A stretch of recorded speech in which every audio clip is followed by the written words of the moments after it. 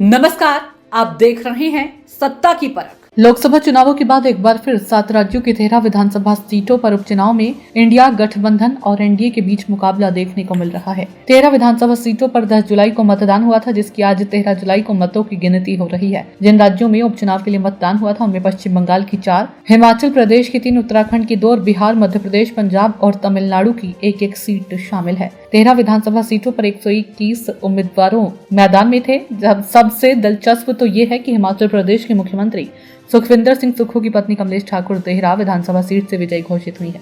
विधानसभा चुनावों में पश्चिम बंगाल की रायगंज, राणाघाट, दक्षिण तथा बागदा पर भाजपा ने जीत हासिल की थी तथा मानिकतला विधानसभा सीट पर टीएमसी का कब्जा था। इसी प्रकार हिमाचल प्रदेश की 3 विधानसभा सीट देहरा, हमीरपुर तथा नालागढ़ तीनों पर निर्दलीय उम्मीदवार विजयी हुए थे। उत्तराखंड की बद्रीनाथ विधानसभा सीट पर कांग्रेस तथा मंगलौर विधानसभा सीट पर बसपा के उम्मीदवार विजयी हुए थे, तो वहीं बिहार की रुपौली विधानसभा सीट पर जदयू, पंजाब की जालंधर पश्चिम सीट से आप तथा मध्य प्रदेश की अमरवाड़ा से कांग्रेस तथा तमिलनाडु की विक्रवंडी विधानसभा सीट से डीएमके विजय हुई थी। चुनाव आयोग के अनुसार तमिलनाडु की विक्रवंडी विधानसभा सीट पर सबसे ज्यादा वोटिंग हुई, तो वहीं उत्तराखंड की बद्रीनाथ सीट पर सबसे कम मतदान हुआ। इन सीटों पर विभिन्न दलों के मौजूदा विधायकों के निधन या इस्तीफे के कारण रिक्तियों के कारण उपचुनाव कराना पड़ा। 7 राज्यों की 13 विधानसभा सीटों में से 10 सीटों पर इंडिया गठबंधन के उम्मीदवार आगे हैं, जबकि एनडीए गठबंधन के 2 ही उम्मीदवार आगे चल रहे हैं।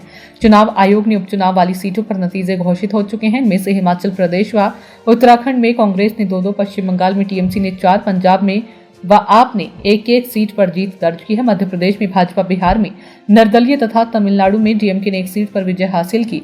उत्तराखंड की मंगलौर सीट पर बसपा विधायक सरवत करीम अंसारी के निधन के कारण उपचुनाव हुआ। मुस्लिम और दलित बहुल मंगलौर सीट पर भाजपा कभी नहीं जीत पाई है। इस सीट पर पहले कांग्रेस या बसपा का कब्जा रहा है। इस बार बसपा ने अंसारी के बेटे उबैदुर रहमान को कांग्रेस उम्मीदवार काजी मोहम्मद निजामुद्दीन के खिलाफ उतारा। भाजपा उम्मीदवार के तौर पर करतार सिंह भड़ाना भी मैदान में रहे। बद्रीनाथ विधानसभा सीट पर कांग्रेस विधायक राजेंद्र भंडारी के इस्तीफे देने और भाजपा में शामिल होने के बाद खाली हुई थी। बद्रीनाथ में भाजपा के राजेंद्र भंडारी और कांग्रेस के नए उम्मीदवार लखपत सिंह बुटोला के बीच सीधा मुकाबला रहा, जहां कांग्रेस ने सीट को जीतकर भाजपा को चौंका दिया। हिमाचल प्रदेश की 3 विधानसभा सीटों देहरा, हमीरपुर और नालागढ़ के लिए उपचुनाव हुआ। ये तीनों सीट निर्दलीय विधायकों होशियार सिंह, आशीष शर्मा और केएल ठाकुर के 22 मार्च को सदन से इस्तीफा देने के बाद खाली हुई थी। इन तीनों ने 27 फरवरी को हुए राज्यसभा चुनाव में भाजपा के पक्ष में मतदान किया था। बाद में ये विधायक भाजपा में शामिल हो गए थे। भाजपा ने पूर्व विधायकों को उनकी सीटों से मैदान में उतारा। देहरा में कांग्रेस ने मुख्यमंत्री सुखविंदर सिंह सुक्खू की पत्नी कमलेश ठाकुर को उम्मीदवार बनाया।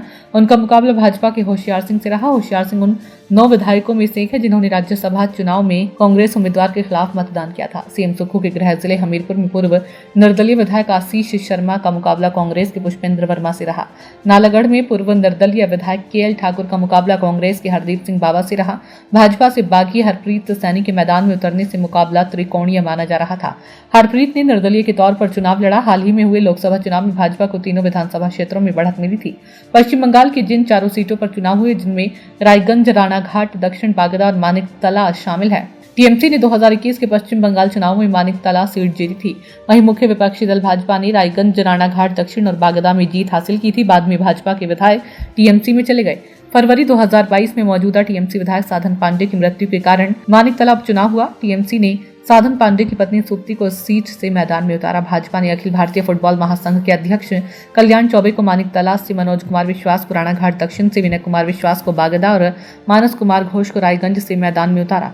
पंजाब में जालंधर पश्चिम विधानसभा सीट पर उपचुनाव हुआ। लोकसभा चुनाव में पार्टी की हार के बाद इस सीट को जीतने के लिए मुख्यमंत्री भगवंत मान ने अपनी पूरी ताकत झोंकी। ये उपचुनाव शीतल अंगुराल के आप विधायक पद से इस्तीफा देने के बाद हुआ। उपचुनाव ने आपने पूर्व मंत्री और भाजपा के पूर्व विधायक भगत चुन्नीलाल के बेटे मोहिंदर भगत को मैदान में उतारा। भगत पिछले साल भाजपा छोड़कर आप में शामिल हुए थे। बिहार की रुपौली विधानसभा सीट पर उपचुनाव हुआ। ये सीट जदयू विधायक बीमा भारती के इस साल मार्च में इस्तीफा देने और राजद में शामिल होने के बाद खाली हुई थी।